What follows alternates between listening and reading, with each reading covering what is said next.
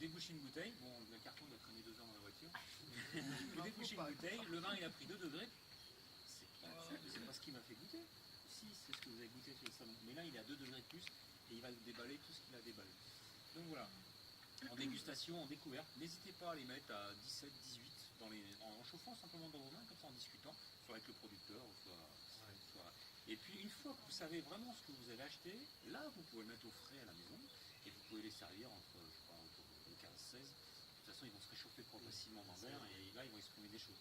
Et après il y a une expérience qui est toute bête à faire. Un vin que vous connaissez bien, que vous aimez bien, un blanc, ou même un rosé, parce que les rosés c'est le même truc. Vous ouvrez la bouteille, vous en mettez le même volume dans 2 verres identiques. Vous prenez un verre, vous le mettez au réfrigérateur pendant une petite heure, au bout d'une heure vous le sortez.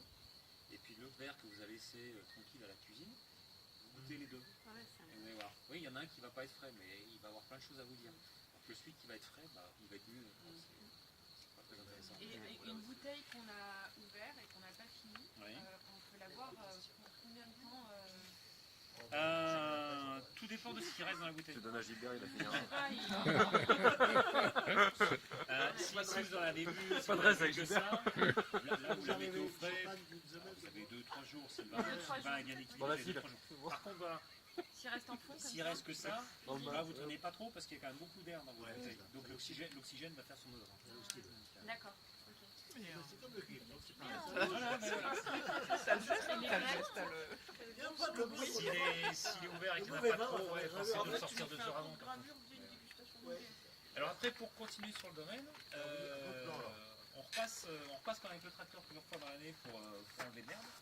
Parce que bon, moi j'ai pas des vignes, c'est pas la lune dans le sol de mes vignes, mais bon, quand il y a trop de concurrence, ça peut être un petit peu gênant. Donc on essaie d'éliminer de l'herbe en passant des charrues. Progressivement, le temps des vendanges approche, et je vendange toujours à la main. Sur la région mâconnaise, je pense qu'il y a 95% des récoltes qui se fait à la machine. Il y a un truc qui est assez rigolo d'ailleurs, c'est qu'il y a 4-5 ans, les touristes, les touristes qui passaient à cette période de l'année prenaient les machines à vendanger en photo. Et puis depuis 3-4 ans, on commence à nous prendre nous. Les chevaux aussi, non? Voilà. Je pense qu'on va être une espèce en voie de disparition, un truc comme ça, parce que voilà, ils se rendent compte qu'on existe. Donc vendange manuelle, on est à peu près 18 sur 4 jours et demi, 5 jours. Ça ne dure pas très très longtemps. Les raisins sont transportés dans des... je ne travaille pas en cagette parce que bon, c'est toute une organisation que je ne peux pas mettre en place. Je travaille dans des bennes de récolte assez plates, c'est-à-dire que les vendangeurs ont un seau. Non, on ne tasse rien, surtout pas. Il faut que le raisin arrive le plus entier possible à la cave, contrairement à la vendange machine. Et c'est une benne qui va basculer, on tire au grappin dans un tapis et c'est le tapis. Oui, mais par contre ça ramasse pas du raisin entier. Et là, c'est là où il y a le petit problème. Ça ramasse que des grumes. Donc on vide les raisins à la main dans un tapis qui va les mettre dans un pressoir ou dans une cuve, tout dépend si c'est des blancs ou des rouges. Et en fait, vous pouvez prendre un raisin aussi bien dans le pressoir que dans la cuve, il est exactement comme il était à la ligne, vous pouvez le manger, pas de problème.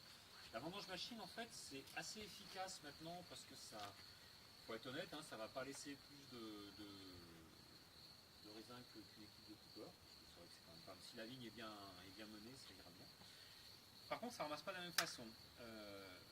Pour les cépages qu'on a chez nous, une machine à vendanger, elle va ramasser 4-5% de raisins entiers, et le reste, ça va être que des grumes.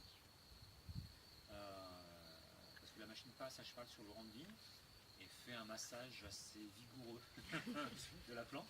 Ça va mieux pendant un temps. Avant, ça frappait un peu comme pour les noix. Mais du coup, ils ont trouvé que ça blessait les vignes, donc ils ont amélioré le truc. Maintenant, c'est un système d'arc qui vient faire un massage assez costaud pour décrocher les raisins. Et ça abîme pas, ça abîme rien, ça. Ça abîme beaucoup moins. Ça abîme beaucoup moins. Alors le raisin c'est la grappe entière et la grume c'est chaque fruit, chaque petite que nous on bille. appelle un grain de raisin. Un grain de raisin, voilà. C'est une grume.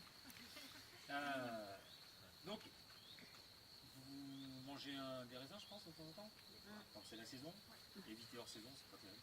Je ne sais pas si vous avez remarqué, mais quand on enlève la grume, justement, il y a une petite goutte de jus qui apparaît. Parce qu'en fait, on a ouvert une porte dans le fruit, tout simplement. Donc, avec la machine à vendanger, c'est pareil. Elle passe sur le rang, elle secoue, les 3-4% de raisin entier tombent, puis après, c'est que des grumes. D'ailleurs, quand on se promène dans des vignes à l'autre l'automne, une fois que les feuilles sont tombées. Si vous voyez plein de petits hérissons, c'est vendange machine. Voilà, c'est ce type de choses. Je mange du. Ouais. Et donc l'agrume, après, c'est la loi de Newton, hein. Elle tombe, gravité. En descendant, elle va taper sur une baguette, sur la machine, revenir sur le jus. Et elle va laisser un peu de jus. Ouais. Bon, non, non.